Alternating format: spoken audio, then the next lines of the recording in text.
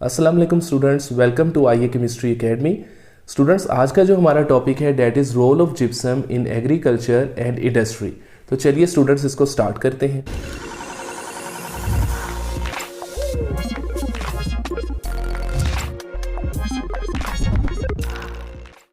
Students, gypsum क्या है?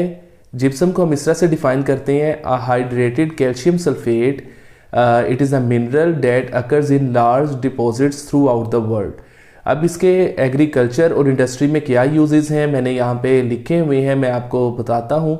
सबसे पहले रोल ऑफ एग्रीकल्चर हम देखते हैं। रोल ऑफ एग्रीकल्चर में हम कहते हैं कि gypsum is applied to soil as a source of calcium and sulphur. यानी जब हम इसको ऐड करते हैं एज अ फर्टिलाइज़र तो ये कैल्शियम प्रोवाइड करता है सोइल को और सल्फर प्रोवाइड करता है। अब कैल्शियम और सल्फर के क्या यूजेस हैं? सबसे पहले हम देखते हैं कि calcium supplied by gypsum in a fertiliser is of importance in crop production in area where soils are subject to extensive leaching.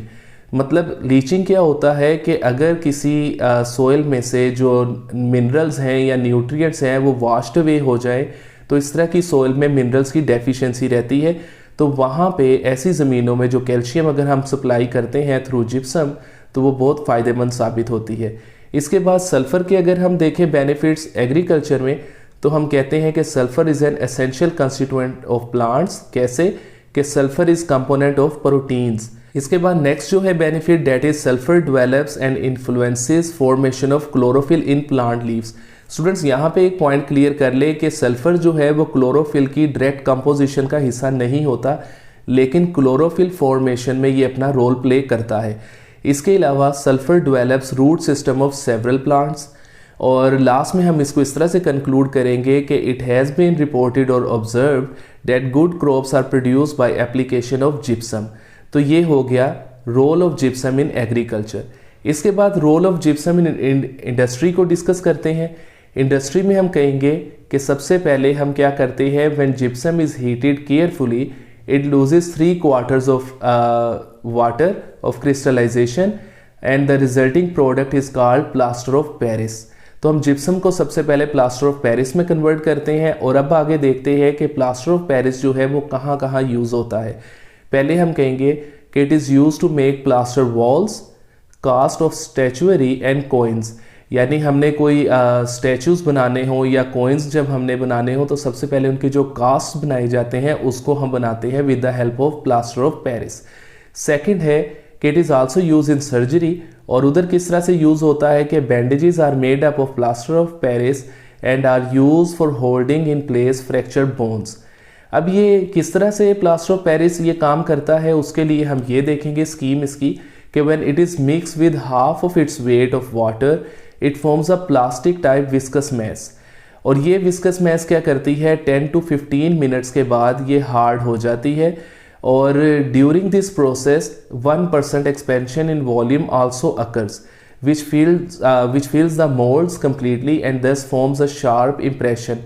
तो इससे जो है हम इसी प्रॉपर्टी की बेस पे इसको हम जो cast of statuary and coins हैं उसके लिए भी यूज़ करते हैं और बैंडेजेस के तौर पे भी इसको यूज़ करते हैं।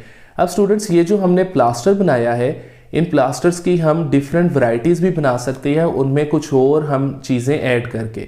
जैसे कि मैंने इधर लिखा है वैरायटीज़ ऑफ प्लास्टर्स, इसमें 2 टाइप की कॉमन वैरायटीज़ हैं हमारे पास, एक सीमेंट प्लास्टर और दूसरी hard finish plasters. Cement plaster क्या है कि it is plaster of Paris to which usually glue और oils have been added as retarders to prolong the setting time. Gypsum वैसे है या प्लास्टर ऑफ पेरिस जो है ये जल्दी सेट हो जाता है, तो हम उसमें कुछ अमाउंट में ग्लू ऐड करते हैं या ऑयल्स ऐड करते हैं ताकि इसका जो सेटिंग टाइम या हार्डनिंग टाइम है वो थोड़ा सा प्रोलोंग हो जाए। तो ऐसी चीज़ें जो सेटिंग टाइम को प्रोलोंग करती हैं उन्हें हम कहते हैं रिटार्डर्स।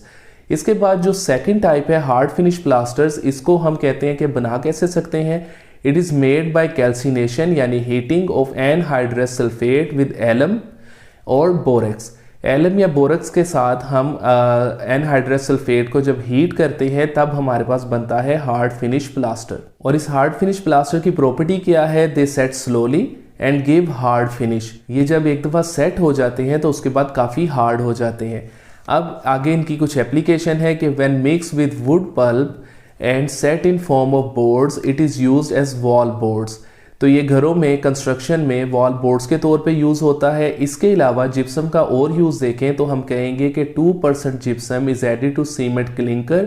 इन सीमेंट फॉर्मेशन के दौरान जो हमारे पास लास्ट प्रोडक्ट आती है उसको हम कहते हैं क्लिंकर। उस क्लिंकर को जब हम पाउडर फॉर्म में ग्राइंड कर लेते हैं तो उसमें फिर हम 2% जिप्सम ऐड करते हैं, और इसका यहाँ पे मकसद क्या है, to prevent it from hardening too rapidly, ताकि सीमेंट को जब हम अप्लाई करें तो वो एकदम से हार्ड ना हो जाए बल्कि कुछ टाइम लगे उसको।